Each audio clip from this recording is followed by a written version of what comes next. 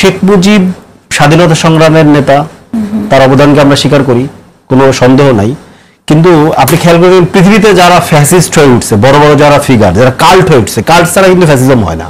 যারা cult figure আমরা মনে রাখবো সেটা হচ্ছে বড় বিষয়। যে ফিগার হয়ে উঠছে প্রত্যেকে কিন্তু ধরেন তাদের গৌরবোজ্জ্বল ইতিহাস আছে, ওইটার বদলেই কিন্তু সে কাল্ট হয়ে উঠতে পারে। হিটলারের যেমন ইতিহাস আছে, মুসলিনের ইতিহাস আছে, যারা কাল্ট হয়ে উঠছে, লিবিয়াতে গাদ্দাফির ইতিহাস আছে।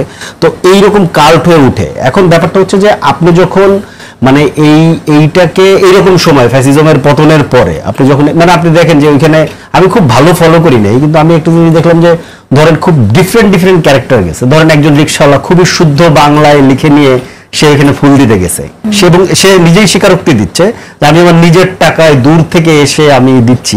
খুব ইন্টারেস্টিং। কিন্তু মহিলা যাচ্ছেন, একটা মাদ্রাসার দাঁড়িয়ালা লোক যাচ্ছেন স্ত্রীকে নিয়ে, সম্ভবত উনি রিক্সাওয়ালা, মানে ডিফারেন্ট ক্যারেক্টার যাচ্ছে। এটা একটা ধরেন দারুণ একটা প্লে তৈরি করা হয়েছে এখানে, এটা বোঝা যায়, খুব পরিষ্কারভাবে বোঝা যায়। আচ্ছা, তারপরও ধরেন তাদের উপরে যদি এটাকে মব বলে, ওই আপনি বললেন অথবা মাসুদ কামাল ভাই নিজেই বললেন ওই বিএনপির লোকেরা যে মব করেছে, আমি এটাকে পুরোপুরি ঠিক সমর্থন করতে পারি না।